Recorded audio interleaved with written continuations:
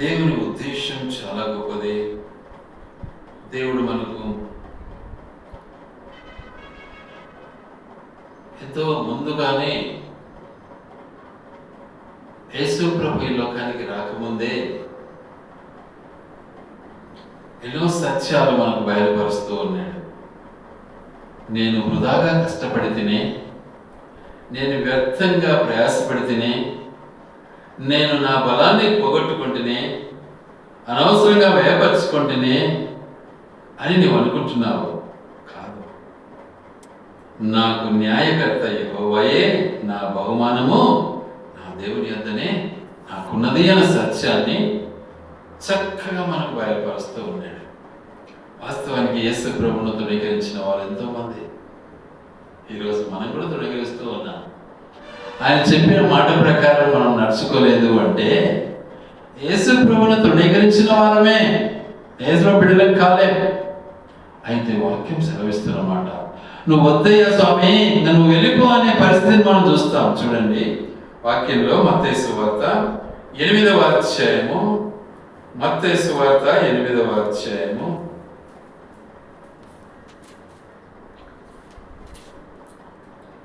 34వ వచనం చదువుకున్నాం. ఇదిగో ఆ పట్టణస్థులందరూ యేసును ఎదుర్కొని వచ్చి ఆయన చూచి తమ ప్రాంతములను విడిచిపోమ్మని ఆయనను, వద్దయ్యా నీ సాహసము, నీ గొప్పతనం మాకొద్దు, నువ్వు పో స్వామి ఇక్కడి నుంచి అనే పరిస్థితి వచ్చింది. ఈరోజు మనం ఏం చేస్తున్నాం? ఆయన కావాలని కోరుకుంటున్నామా? లేదు. ఆయన మాట వినలేదు అంటే పొమ్మంటున్నామని అర్థం. ఆయన మాటకు మనం లోపడలేదు అంటే యేసు ప్రభు మనకు వద్దనే అర్థం. నువ్వు ఎంత శుద్ధి కొడినా, ఎంత వాక్యం విన్నా, ఆయనను అంగీకరించకుండా, ఆయన మాట వినకుండా, ఆయనకు నువ్వు లోపడకుండా ఉన్నావు అంటే యేసు ప్రభువుని నిరాకరించిన మనిషివే. బైబిల్ రోజు చదవచ్చు, ప్రార్థన చేయొచ్చు, కానీ నిరాకరణ కలిగినటువంటి వ్యక్తివి. స్వార్థం కొరకు ప్రయాసపడుతున్నావు, నాలెడ్జ్ కొరకు ప్రయాసపడుతున్నావు. చాలా మంది ఈ రోజుల్లో నాలెడ్జ్ కావాలి, నాలెడ్జ్ కాదు చాలే అనుకుంటూ ఉంటారు. నాలెడ్జ్ కాదు కావాల్సిన, దేవునికి క్రియ కావాలి. ఆయన చెప్పినట్లు మనము నడిచే వారంగా కావాలి. గనుక ఆయన అద్భుతమైనటువంటి మన దేవుడు. ఏం చేశాడు ఆయన? తప్పు ఏం చేశాడు చూద్దాం ఆ మాటను ఒకసారి. ఇక్కడ 28వ వచనంలో ఒక మాట ఉంది. ఆయన అద్దరినున్న గదరేనీయుల దేశము చేరగా దయ్యములు పట్టిన 2 మనుషులు సమాధిలో నుండి బయలుదేరి ఆయనకు ఎదురుగా వచ్చేది. వారు మిగులా ముగ్గురులైనందున ఎవడనూ ఆ మార్గమును వెళ్ళలేకపోయాడు. అభయంకరమైనటువంటి సాతాను చేత పీడింపబడుతూ, సాతాను బంధకాల్లో ఉన్నటువంటి, సైతాను క్రియలకు లోపడినటువంటి వారి విషయంలో దేవుడు మాట్లాడుతూ ఉన్నాడు. ఎలా ఉన్నాడు? రౌడీలు అయిపోయినారు. వారిని చూసి అందరూ భయపడే వారు అయిపోయినారు. ఆ తర్వాత వారు, ఇదిగో దేవుని కుమారుడా, నీతో మాకేమి కాలం రాకమునిపే మమ్మను బాధించడానికి ఇక్కడికి వచ్చింది. వా, చూసారా? దయ్యాలు కనుకుంటున్నాయి దేవుని, మనిషి కనుక్కోలేకపోతున్నాడు. దయ్యాలకు తెలుసు దేవుడు ఏంటో, కానీ మనిషికి తెలియదు దేవుడు ఏంటో. అది మన మూర్ఖత్వం, అది మన తెలివిలేనితనం, అది మన అవివేకము, మన చీకటి జీవితం. వాటిని మనం అనుభవించలేకపోతున్నాం. ఎట్లున్నాము అంటే భయంకరమైన పరిస్థితి. సో మన రహదారి ఎక్కడికి వెళ్తా ఉంది అంటే కింద రాయబడింది, పందుల దగ్గరికి వెళ్తా ఉంది. పంది కంటే ఈయన దశ అయిపోయినాం మనం. అలాంటి పరిస్థితిలో దేవుడు ఎంతో తన యొక్క అమూల్యమైనటువంటి ఆశయాన్ని వ్యర్థం కాకూడదని, మనం వృధాగా ఉండకూడదని, మనం నిజంగా దేవుని ద్వారా మనము బలపరచబడాలని దేవుడు ఇష్టపడిన వాడే తన ప్రియ కుమారుడైన యేసుక్రీస్తును మన కొరకు ఈ లోకానికి పంపి ఏం చేశాడు? మనలో ఉన్నటువంటి సైతానును, దయ్యాలను వెళ్ళగొట్టాలని ఇష్టపడ్డాడు.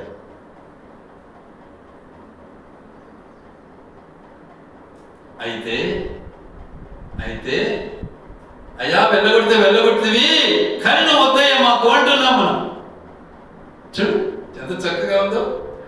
ఆ దయ్యములు నీ మమ్మల్ని వెళ్ళగొట్టిన ఎడలా ఆ పందుల మందలోనికి మమ్మను పోనిమ్మని ఆయన వేడుకొను. పర్మిషన్ ఎవరిస్తున్నారు? దేవుడు ఇస్తున్నాడు. దేవునికి కుమారుడిస్తున్నాడు. నువ్వు దేవునికి కుమారుడివైతే ఆ పర్మిషన్ నీకు కూడా ఉంటుంది, ఆధిక్యత నీకు ఉంటుంది. నువ్వు దేవుని కుమారుడు కాదు కాబట్టి, సైతాను అయిపోయినావు కాబట్టి, దయ్యానికి లోపడిపోయినావు కాబట్టి దయ్యానితో మాట్లాడవలసి వచ్చింది. కానీ నేను విడిపించి తన వశంలో తన బిడ్డగా నేను చేసుకోవాలన్నది దేవుని యొక్క ఆకాంక్ష. కనుక ఏం చేశాడు? వెంటనే ఆ మనుషులను వదిలిపెట్టి ఆ పందుల దగ్గరికి పోమన్నాడు. ఆ పందులోనికి పోయాను. ఆ పందులంతా కూడా ఏమైపోయినాయి? ఈ దురాత్మ, ఈ దయ్యపాత్మ వెళ్ళిపోయి ఆ పందుల్లో చొరబడిపోయింది. ఆ పందులు దయ్యం ఆత్మతో ఏమైపోయినాయి? పోయి సముద్రంలో కూడా చచ్చిపోయాయి. నీ పరిస్థితి ఏంటి? అందుకే అన్నాడు, ఎక్కడున్నా నువ్వు? ఎక్కడున్నా? ద్వీపములాంటి జీవితాన్ని అనుభవిస్తున్నావు. నీ చుట్టూ ఏముంది? సముద్రం ఉంది. నీ చుట్టూ పాపం ఉంది. నీ చుట్టూ శాపం ఉంది. నీ చుట్టూ చీకటి ఉంది. నీ చుట్టూ దయాలున్నాయి. కానీ నిన్ను కాపాడడం ఇష్టపడ్డాడు. కనుక ద్వీపమా ఆలకించు, ద్వీపమా మౌనంగా ఉండు, ద్వీపమా భయపడకు. చూసావా? కనుక దేవుని ఉద్దేశం చాలా గొప్పది. కనుక ఏం చేస్తాడు దేవుడు అంటే ఆ ప్రభాత నుండి నిన్ను కాపాడటానికి. లేకుంటే నువ్వు సముద్రంలో చచ్చేలేరు. ఈరోజు కూడా సముద్రంలో ఈత కొడుతున్నావు. ఈరోజు కూడా పాపం అనే సముద్రంలో ఈదుతున్నావు. దేవుడు పిలుస్తూ ఉన్నాడు. గనుక ఆ సముద్రం నుంచి నువ్వు దాటపడాలి అంటే యేసయ్య ప్రత్యక్షతను అనుభవించాలి. యేసయ్య యొక్క ప్రత్యక్షతను నీవు అనుభవించాలి. అయ్యా మమ్మల్ని నరగానే ఇవ్వడానికి వచ్చినావా? కాదు, నిన్ను కాపాడడానికి వచ్చాడు. దయ్యాన్ని వెళ్ళగొట్టడానికి వచ్చాడు. నీ పాపం నుంచి నిన్ను విముక్తి చేయడానికి వచ్చాడు. నీ శాపం నుంచి నిన్ను కాపాడడానికి వచ్చాడు. శాప విమోచన చేయడానికి వచ్చాడు. కాబట్టి ఆయన మాట మనం వింటే ధన్యులమవుతాం. ఆయన మాట మనం వింటే స్వస్థ చిత్తులమవుతాం. చూడండి,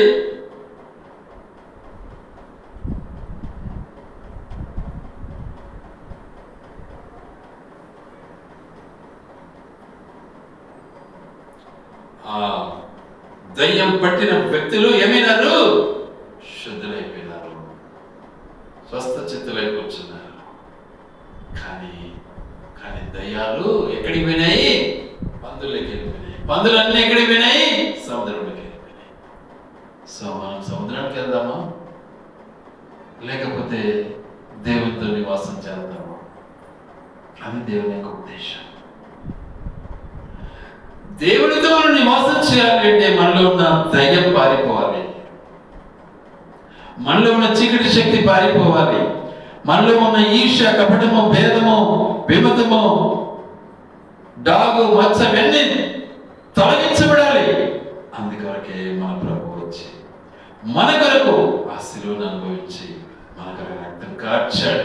కాబట్టి ఆ రక్తము ద్వారా మనం కడబడిన వారమై, దయ్యాల నుంచి విడుదల పొందిన వారమై, సముద్రంలో పడకుండా నిమిత్తమై పరలోక రాజ్యానికి వారసులు కావాలన్నది దేవుని యొక్క ఉద్దేశం.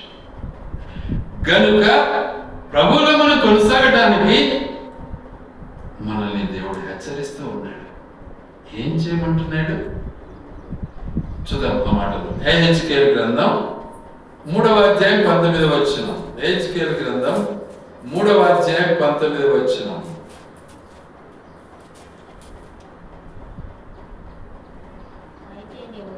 అయితే నీవు దుర్మార్గుని హెచ్చరిక చేయగా అతడు తన దుర్మార్గత నుండి, దుష్క్రియల నుండి మరలని ఎడల అతడు తన దోషమును బట్టి మరణమవును గాని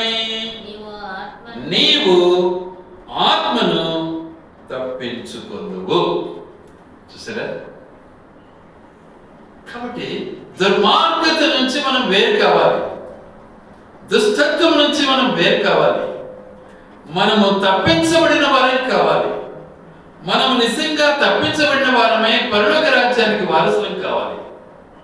ప్రభువులో కొనసాగబడినటువంటి జీవితం మరియు నీతి గలవాడు తన నీతిని విడిచి దుర్నీతిని అనుసరించినందున నేను అతని ముందర అభ్యంతరం పెట్టగా అతడు మరణమగను. నీవు అతనిని హెచ్చరిక చేయని ఎడల పూర్వము తాను చేసిన నీతి జ్ఞాపకమునకు రాకుండా అతడు తన దోషమును బట్టి మరణమగును. అయితే అతని ప్రాణ విషయంలో నిన్ను ఉత్తరవాదిగా ఎంచుదును. వాడు దశ వచ్చినాడు, నువ్వు రక్షణ పొందినావా, నువ్వు ఆ మనిషికి చెప్పినావా, నువ్వు ఆ మనుషులకి వాక్యం సెలవిచ్చావా, మారు మనసు పొందమని చెప్పావా, చక్కని బోధ చేసావా, రక్షణ సువార్తను ప్రకటించావా, నడిపించావా? ఇది నీ బాధ్యత. అలా నువ్వు చేయకపోతే దానికి ఉత్తరవాది నువ్వు, అంటే నీవు నరకానికి వెళ్తావు. అది అలా నువ్వు చేసినట్లయితే నీ జీవితము ధన్యమవుతుంది. అందుకే ఇక్కడ అంటాడు, అతడు మరణని ఎడలా, దుష్క్రియల నుండి మరణని ఎడలా హెచ్చరిక చేయగా అతడు తన దుర్మార్గత నుండి దుష్క్రియల నుండి మరణని ఎడలా అతడు తన దోషమును బట్టి చనిపోతాడు. నువ్వు చెప్పతే నీ బాధ్యత, చెప్పాల్సిన బాధ్యత. నేను అందుకే ఎక్కడికి వెళ్ళి చెప్పేస్తా, ఇబ్బంది లేకపోతే. అతడు ఏమన్నా అనుకో, ఉండే సత్యం ఇది. అప్పుడు నీవు తెప్పించుకుంటావు. 21వ వచనం, అయితే పాపము చేయవలదని నీతి గల వారిని నీవు హెచ్చరిక చేయగా అతడు హెచ్చరింపబడి పాపము చేయక మారిన ఎడల అతడు అవశ్యముగా బ్రతుకును. నీ మట్టుకు నీవును తప్పించుకోవు. అవశ్యముగా నువ్వు చెప్పాలి, మార్మల్స్ పొందాలి. నువ్వు చెప్పినావు, అతను మార్మల్స్ పొందలేదు, అతనికి ఆ మరణ శిక్ష నీకు కాదు. నువ్వు చెప్పలేదు, అతని బాధ్యత నీపై ఉంటుంది, నీకు మరణ శిక్ష ఉంటుంది. నువ్వు చెప్పినావు, అతను మార్మల్స్ పొందాడు, అతడు నువ్వు ఇద్దరు కలిసి పరలోక రాజ్యానికి వారసులు. ఇది దేవుని యొక్క ఉద్దేశం. దాన్ని బట్టి మన జీవిత విధానము నిజంగా మార్చబడుతుంది. అందుకని దేవుడు యేసుక్రీస్తు వారిని ఈ లోకానికి పంపాడు. మన యొక్క ప్రయాసము వృధా కాకూడదని నిజంగా దేవుడు మనకు నేర్పిస్తున్నటువంటి మాట. ఏమీ నువ్వు చింతపడనక్కర్లా. అందుకే అంటాడు, వారు వృధాగా పడరు, వారు వృధాగా ప్రయాసపడరు. యెషయా గ్రంథం 65:23.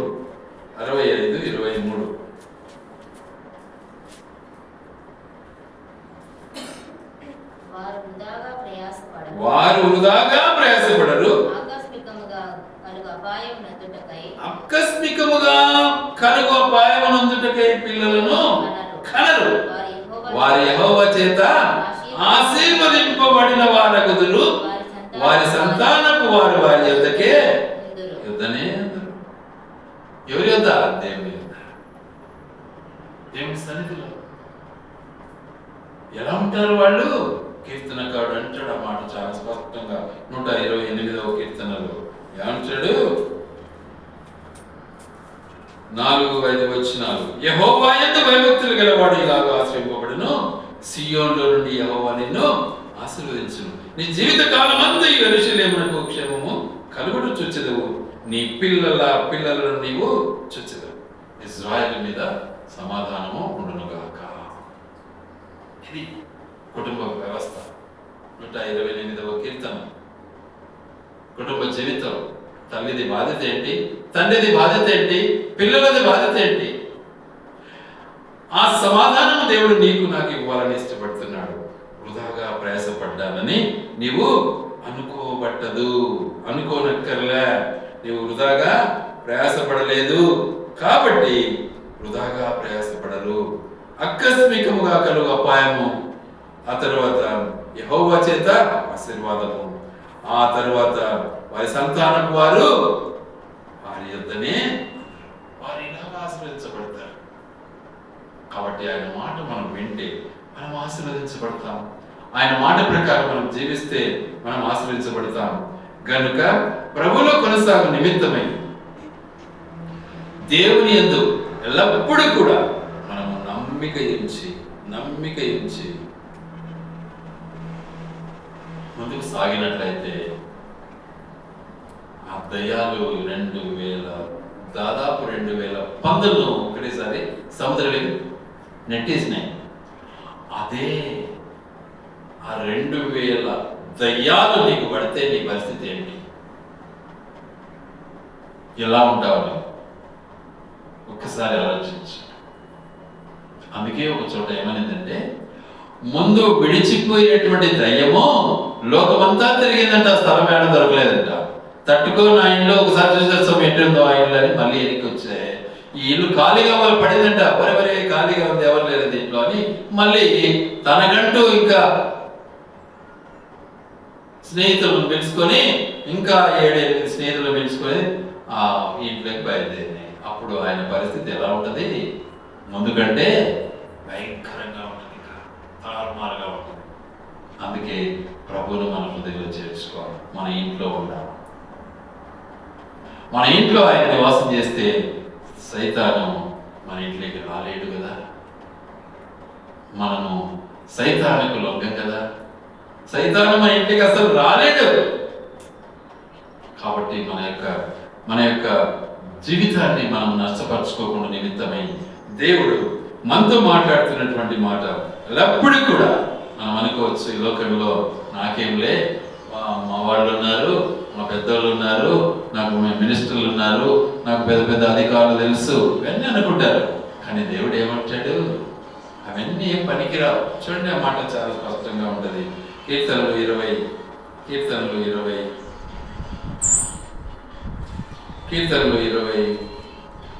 వచనం.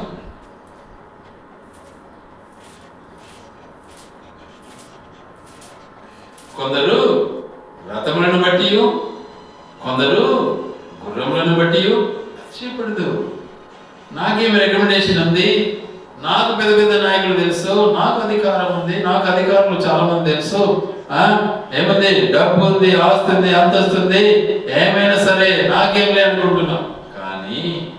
కానీ వాక్యం ఏమంటుంది? మనమైతే మన దేవుడైన యెహోవా నామమును బట్టి అతిశయిస్తాం. ఇది వాడబారదు, అది వాడిపోయేది, అది ఖర్చు చేయబడేది, అది తరిగిపోయేది. కానీ ప్రభునందు మనం వాడబారు, ప్రభునందు ఆనందిస్తాం, ప్రభునందు మనము సంతోషిస్తాం.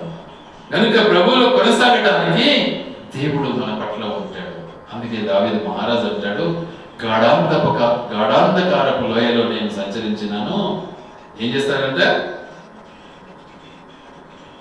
ఆయన నీకు తోడుగా ఉంటాడు. గాఢాంధకారంలో నేను సంచరించినను, ఆయన నాకు తోడుగా ఉంటాడు. చూద్దాం మాటలు ఒకసారి, చాలా చక్కగా ఉంది. 23వ కీర్తనలో, గాఢాంధకారపు లోయలో నేను సంచరించినను, ఏ అపాయము నాకు భయపడను. నీవు నాకు తోడయ్యుందువు, నీ దుడ్డు కర్రయు నీ దండములు నన్ను ఆదరించు. సరే, నీ దుడ్డు కర్ర ఏంటది? వాక్యం. వాక్యం నేను నడిపిస్తుంది, వాక్యం నేను కాపాడుతుంది, దేవుడు నిన్ను కాపాడుతాడు, వాక్యమై ఉన్న దేవుడు నీతో ఉంటాడు. ఎలాంటి గాఢాంధకారంలో నేను కాపాడటానికి సిద్ధంగా ఉంటాడు. కనుక ప్రభువులో మనము కొనసాగాలి అన్నది దేవుని యొక్క ముఖ్య ఉద్దేశం. కనుక ప్రభువులో ఎందుకు అంటే ఆయన మన కారణభూతుడు, ఆయన మన రక్షణకర్త. ఆయనలో మనం ఎల్లప్పుడూ ఏం కావాలి? ఆయనలో మనము ఆయన రక్షణను చేదుకునే వారంగా ఉండాలి. అది ఆయన మనకు బయలుపరిచినటువంటి పరిస్థితి. దాన్ని మనము అనుభవించాలన్నదే దేవుని యొక్క ఉద్దేశం. అందుకే యెషయా గ్రంథకర్త ఏమంటాడు అంటే, 12వ అధ్యాయము యెషయా గ్రంథం 12వ అధ్యాయం 2వ వచనం, ఇదిగో నా రక్షణకు కారణభూతుడగు దేవుడు, నేను భయపడక ఆయనను అనుభవించను. ఈ భయపడను, ఆయన నమ్ముకున్నాను. ఈ లోకం ఏం చేసినా నాకు చింతలే, నన్ను చంపినా చింతలే, ఆయన నాతో ఉంటాడు, నేను ఆయనతో ఉంటాను. యెహోవాయే యెహోవాయే నాకు బలము, ఆయనే నా కీర్తనకు ఆస్పదము, ఆయన నాకు రక్షణాధారం, ఆయన నాకు రక్షణాధారం. ఎల్లప్పుడూ ఆయన కాపాడేవాడు, రక్షించేవాడు, ఆయన భద్రపరిచేవాడు, ఆయన మనల్ని నడిపించేవాడు. ఎందుకు అంటే ఆయన దర్శనం గొప్పది. ఆయన మనకు గొప్ప బహుమానం ఇచ్చేవాడు, ఇచ్చాడు. మనం చూసాము, విన్నాం, చదువుతూ ఉంటాం. ఆదికాండము 15వ అధ్యాయం, ఆదికాండము 15వ అధ్యాయం.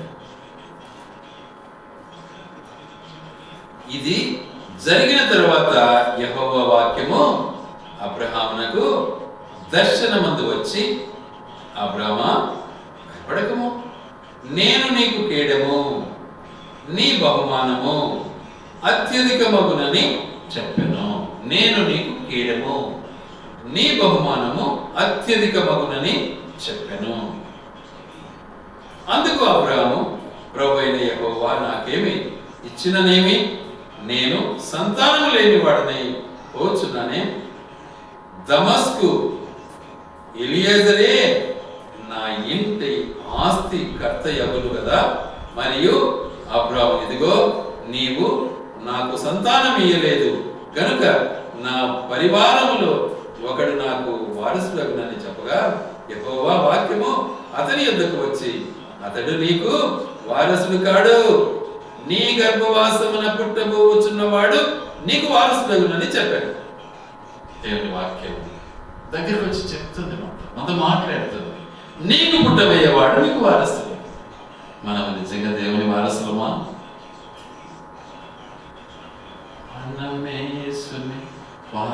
వారసులము అని పాడబడతాం. మనం దేవుని వారసులమా? అబ్రహాము లాంటి మన జీవితం ఉందా? అబ్రహాము లాంటి మన నమ్మకం ఉందా? అబ్రహాములా మన విశ్వాసం మనం కలిగి ఉన్నామా? నువ్వే భయపడద్దు. ఎలియాజరు కాదు నీకు దత్తపుత్రుడు, నీకు కుమారుడున్నాడు, పుట్టబోతున్నాడు. ఆయన నీకు కుమారుడు, ఆయన నీకు వారసుడు. తన్ను ఎందరు అంగీకరించరు. చాలా చక్కగా ఉంది ఆ మాట యోహాను సువార్త 1:12. తన్ను ఎందరు అంగీకరించరు అనగా తన నామందు విశ్వాసం ఉంచు ప్రతి వాడును ఏమైతాడు? దేవుని కుమారులగుటకు అధికారం ఇవ్వబడింది. చూడండి, తన్ను ఎందరు అంగీకరించరో వారందరికీ అనగా తన నామందు విశ్వాసం ఉంచిన వారికి దేవుని పిల్లలగుటకు ఆయన అధికారము అనుగ్రహించను. వీరు వారసులు. అట్టి వారసత్వాన్ని దేవుడు మనకి ఇవ్వాలని ఇష్టపడ్డాడు. మనమంతా పరలోక రాజ్యానికి వారసులు కావాలి. అది దేవుని యొక్క ఉద్దేశం. అట్టి వారసత్వానుసారమైనటువంటి జీవితాన్ని అనుభవించలాగున దేవుడు మన కొరకు ఒక చక్కటి జ్ఞాపకార్థ సూచనలు మన కొరకు పెట్టాడు. ఏం పెట్టాడు? తన ప్రాణాన్ని బలిగా అర్పించి మన కొరకు సిద్ధం చేశాడు. ఇదిగో ఇది నా శరీరము, ఇదిగో ఇది నా రక్తము. ఈ నా శరీరం తిని ఈ రక్తము త్రాగువాడు నిత్య జీవము కలవాడు. నిత్య జీవము కలవాడు. దాని కొరకు మనం సిద్ధపడాలి. అషమాషిగా కాదు. వాక్యం చదవటంలో సరిపోదు, వినటంలో సరిపోదు, అనుసరించాలి, అనుభవించాలి. మనం సిద్ధపడదాం. దేవుడి మాటలు ఆయన వెనుకడిలో దీవించి ఆశీర్వదించును గాక.